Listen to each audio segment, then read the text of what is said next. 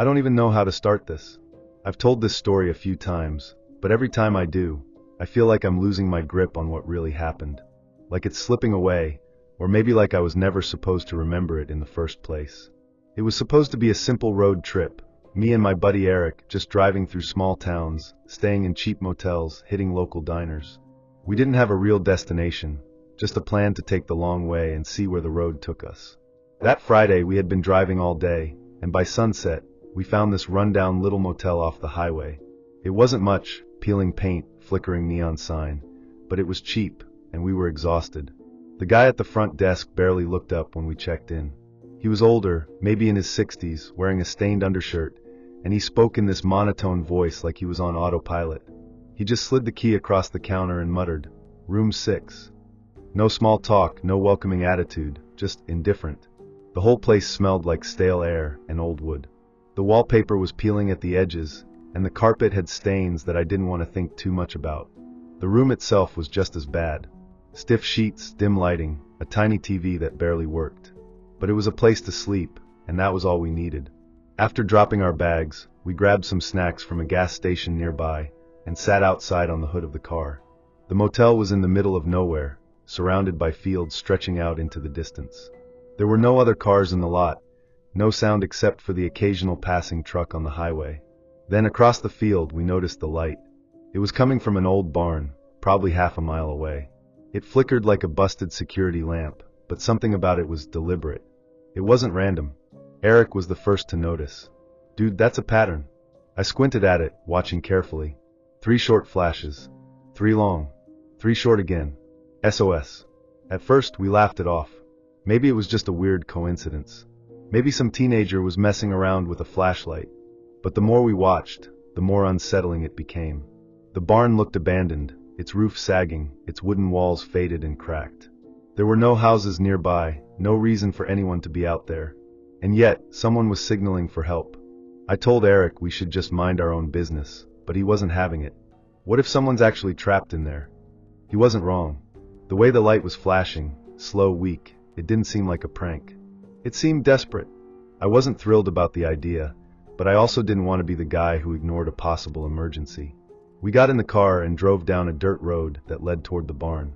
The second we started moving, the light stopped. Just stopped. Like whoever was sending the signal knew we were coming. My stomach twisted, but we were already halfway there. The closer we got, the worse the barn looked. It wasn't just old. It looked wrong, like it had been sitting there forgotten for decades. But then I noticed something that made my skin crawl. Footprints. Fresh ones, leading right up to the door. Someone had been here recently. Maybe they were still inside. Eric reached for the handle, but before he could touch it, something inside moved. A single, heavy thud against the wood. Not an animal. Not the wind. It was deliberate, like someone was waiting for us. I swallowed hard. "Let's just call the cops." Eric hesitated, but after a second, he nodded. We backed away, got in the car, and I dialed 911, my hands slightly shaking as the call rang once, then connected. The dispatcher answered with a dull, almost uninterested tone.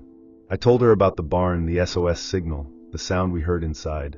There was a pause, like she was waiting for me to say more, but then she just said, "Stay away from there. No questions.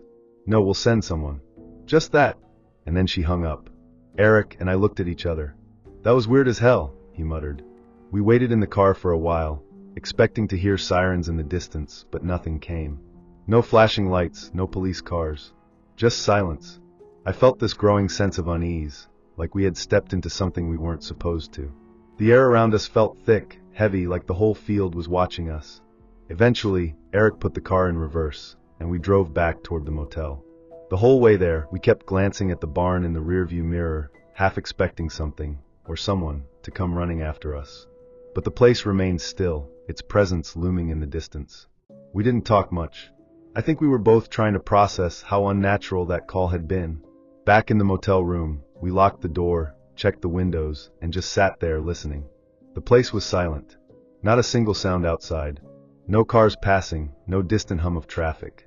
Just this deep, suffocating quiet that made my skin crawl. It was like the world outside had just stopped.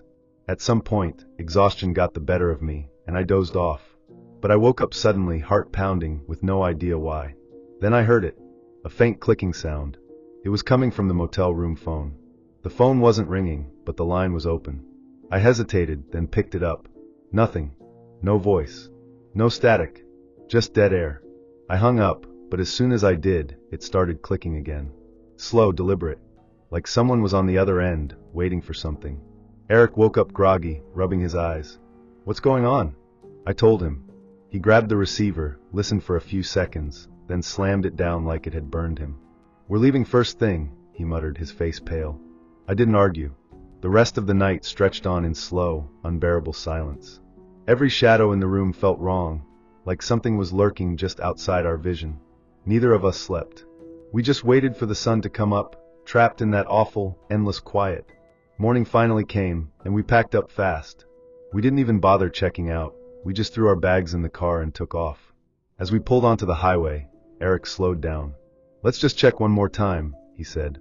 I didn't want to, but some part of me needed to see it again, to prove it was real. When we got there, my stomach dropped. The barn was gone.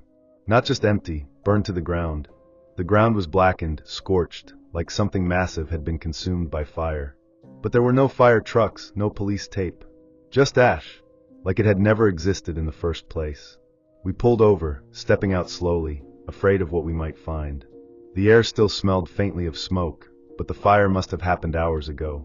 And yet, not a single person in town seemed to have noticed.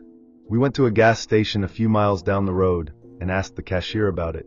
"What barn?" he said, staring at us blankly. Eric frowned. "The one a couple miles back, near the motel." The cashier just shook his head. "There ain't no barn out there. You must be thinking of somewhere else." It wasn't just him. We asked a waitress at a diner, an old man sitting on a bench outside, even the front desk guy at the motel before we left town. They all gave us the same answer. "No barn. You must be mistaken. That land's been empty for years." I felt sick. We had seen it. We had been there. And now, it was like it had been erased overnight, like the entire town was in on something. The more people denied it, the more suffocating the feeling became. I didn't know what was worse, the fact that the barn was gone, or the fact that no one would even admit it had been there.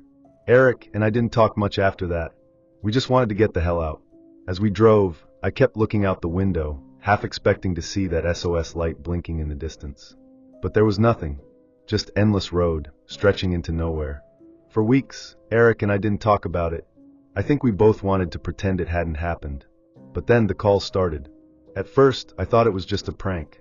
The phone would ring in the middle of the night, but when I picked up, there was only silence. Then the clicking started. Slow, rhythmic. Like someone was on the other end, listening. Eric called me one night, his voice shaky.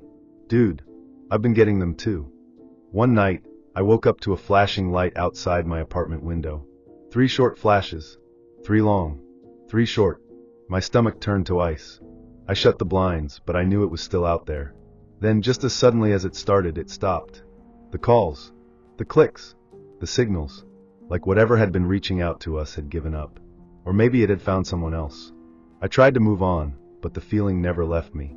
The feeling that something had seen us that night, and it remembered. I still dream about it sometimes. The barn. The blinking light. The thing behind the door. And the worst part? I don't think it was asking for help. I think it was a warning.